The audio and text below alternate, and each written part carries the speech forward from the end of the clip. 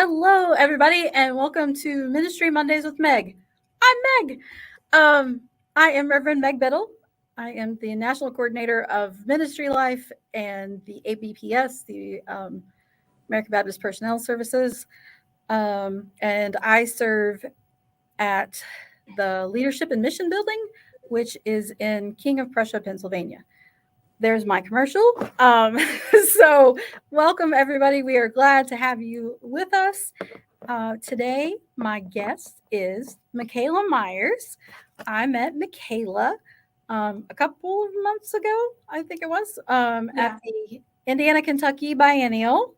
Mikayla, would you just tell everybody, who you are, a little bit about you?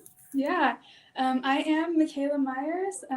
I am a student at Grace College and Theological Seminary.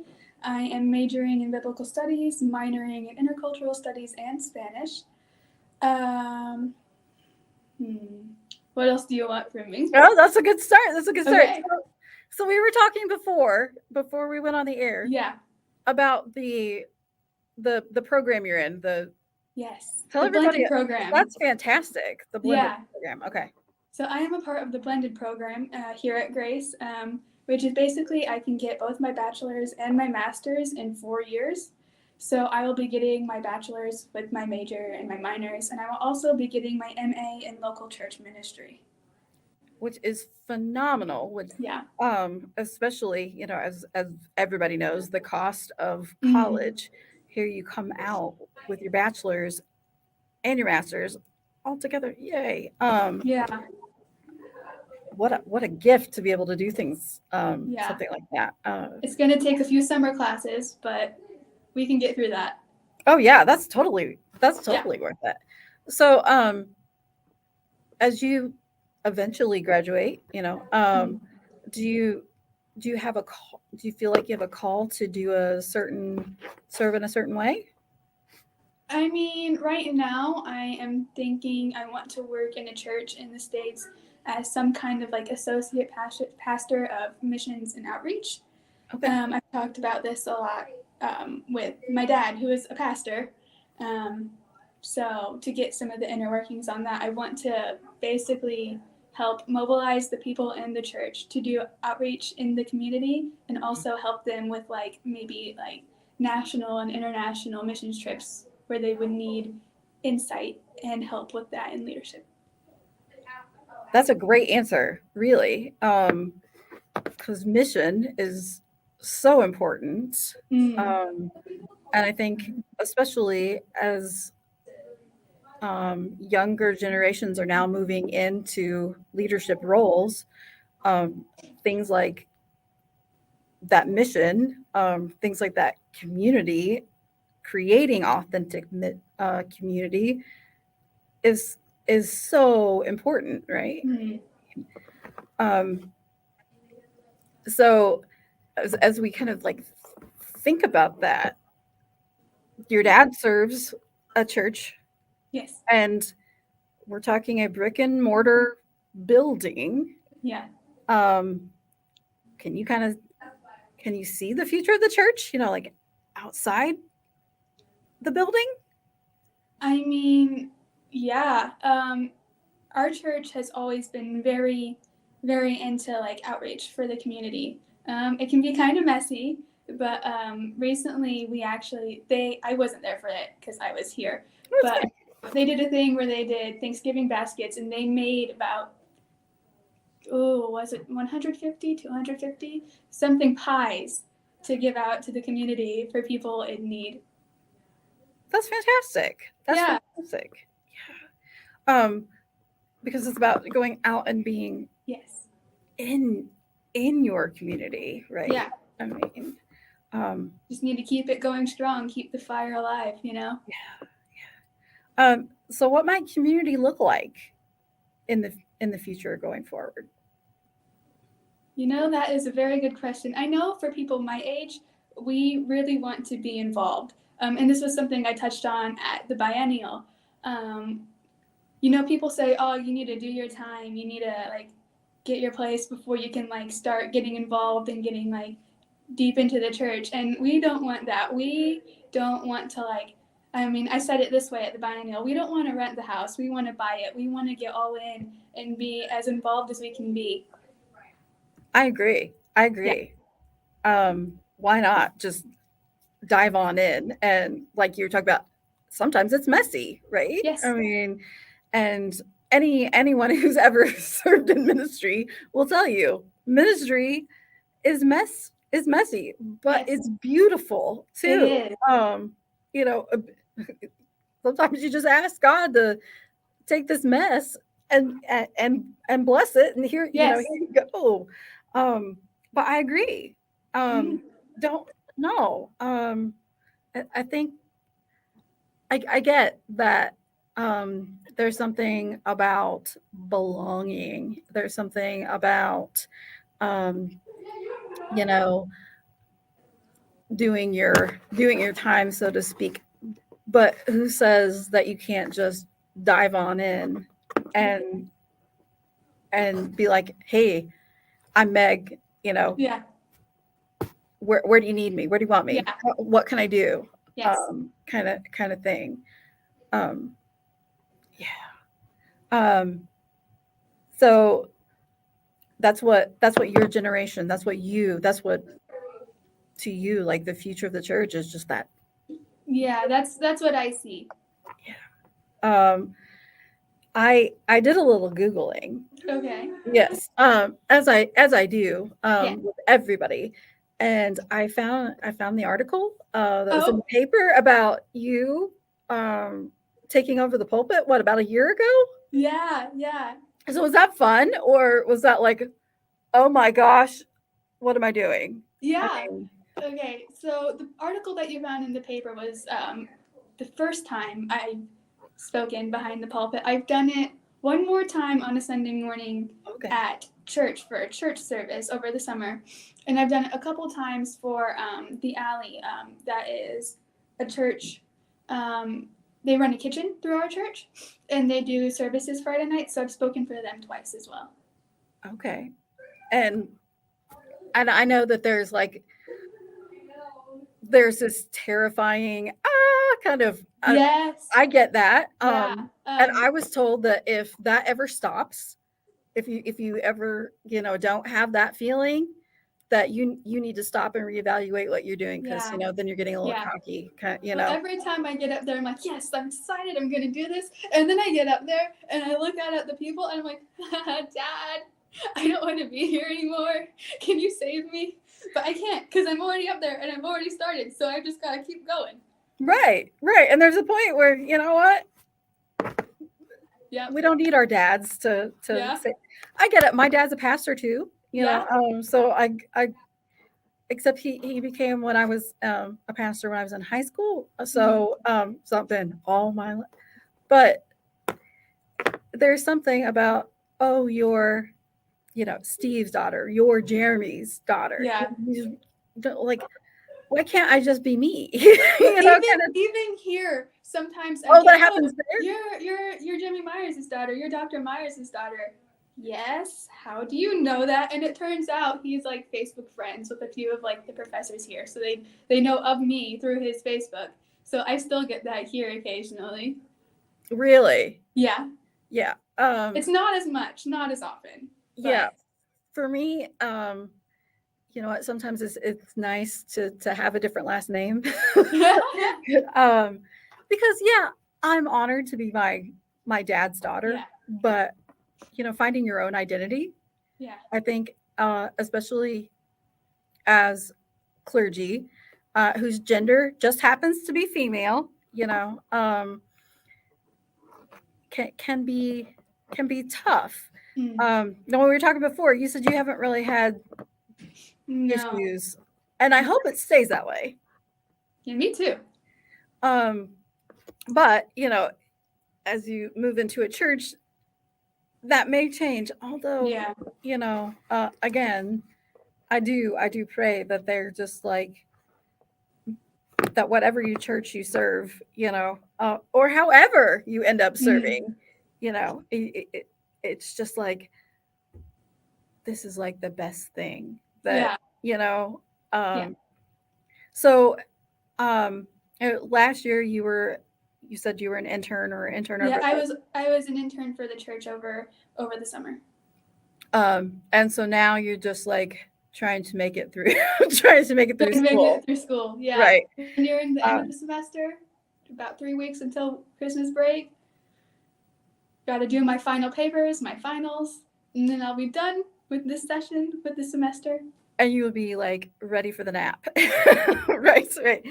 Um and you mentioned earlier the like where we met at the Indiana Kentucky Biennial, and there was like this when the generations, with the four of you were up there on the stage, um I sitting in the audience, you could just be like looking around, and there they are. It's almost like they wanted to like pounce, not like in a bad way, but just like the young ones will tell us how to fix it, Yeah. right? I mean, do you get a lot of that? I mean, not very often. I don't really get that. It's only at places like the Biennial where I get questions like that when I'm up on the stage, like as a Gen Zer, like they're talking about my generation and our how like our various thoughts on things, I Yeah, guess.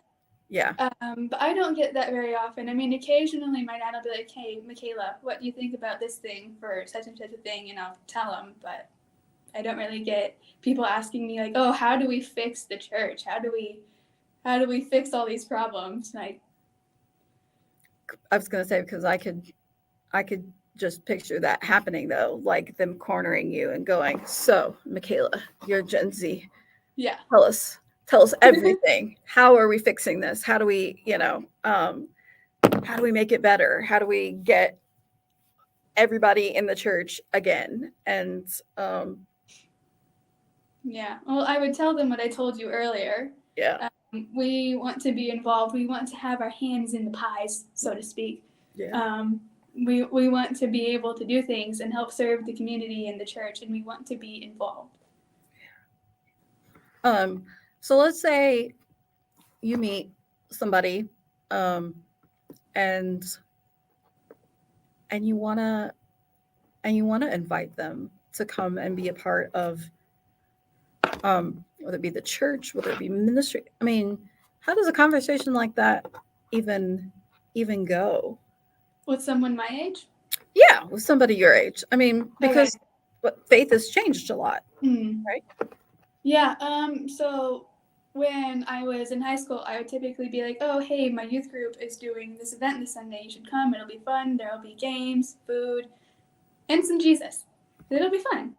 And so I try to like bring them in with like this thing that we're doing and hope that like keep on bringing them in, and then hopefully it'll begin to stick. So now I'm in college, I'd probably be like, "Hey, my church here in Warsaw is doing." Recently I wasn't able to go, unfortunately, because it was I had to I had to go I had to go home for some reason. I Oh, don't remember why. no. But they do this event called We Care Warsaw every year, and basically people donate like laundry detergent, toys for kids for Christmas, and it's just a bunch of things for people who are in need in the community. And if I were to like start getting someone into the church, I probably would have been like, "Hey, we're doing this event. You can come out and help if you want. It'll be really fun. There'll be food. You get to hang out with people." So that's Yeah, typically how I would start. I think that's a great way to start. I just thought a little bit of perspective might be interesting. For a while, I did the college chaplaincy thing while I was pastor, Mm-hmm. and I found that exactly what you're saying, what you said twice, three times now, Yeah. was that I could invite these kids to be like, "Hey, I've got this thing. We're doing this for the community, with Mm-hmm. the community. And they're like, yes, Mm. I'll be there. And if there was free food, free t-shirt, even better Free kind of food, thing. free t-shirts, that's the best way to get my people to come anywhere. We love free things. Yeah, I'll send you a t-shirt later, by the way. Oh! Yeah, so we'll get you one of the fancy Ministry Mondays with Meg shirts, which are very comfortable. Oh, it's so exciting. Yeah, see? You didn't even know you get a t-shirt. I See? know. That. This is crazy.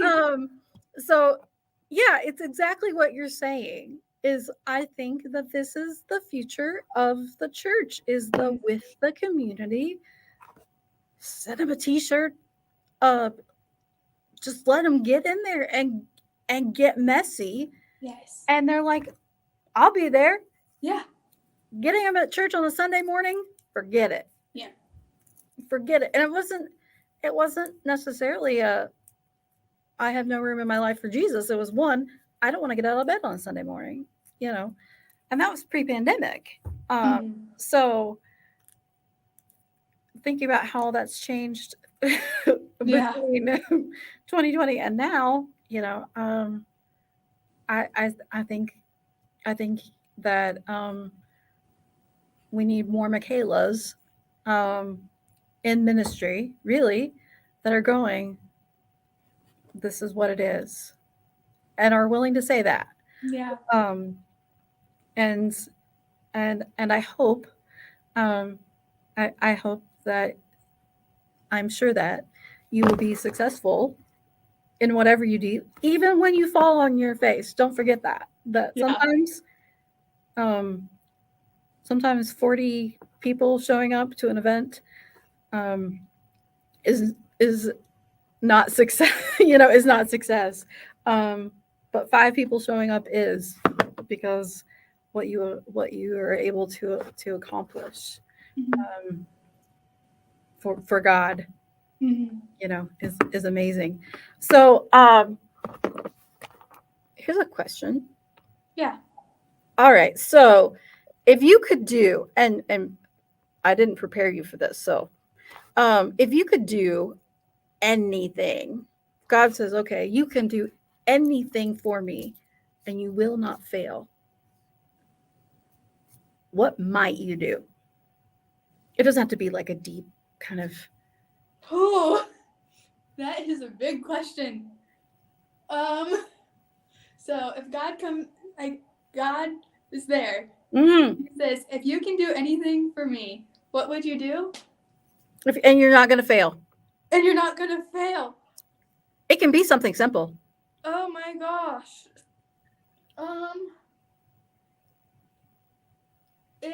Oh wow. Give me a second. Yeah. Thoughts. It would probably be just like success and in like helping spread the love that I have for missions and helping people treat every day like a mission instead of just a week-long trip to like my youth group did a trip to Alabama or a week-long trip to the Dominican Republic. There you go. I want them to get that fire for everyday missions. That was not a fair question because I didn't warn you, but that was a great answer. Yes. And it comes back to your heart, Mikayla, your heart for missions, which I think is beautiful. And I think as long as we're doing these things for God, that while the world may deem them as failures, we will not. We will not fail. So then, I'll just kind of, I know you got things going on in school and all that stuff. So, and I've appreciated you doing this and being a part of this, because you can just, you radiate joy. You really do. And I love that. So that joy question, the one I warned you about. So everything that you do, student, daughter, in life, what brings you joy? And Jesus doesn't have to be your answer. Just so you know. I mean, I was thinking about this beforehand, and I wasn't entirely sure what you meant. So could you like explain what you Okay. mean by your question a little more? So that's why I asked that question that way. Is it's an open question. So I've had people say, my kids bring me joy.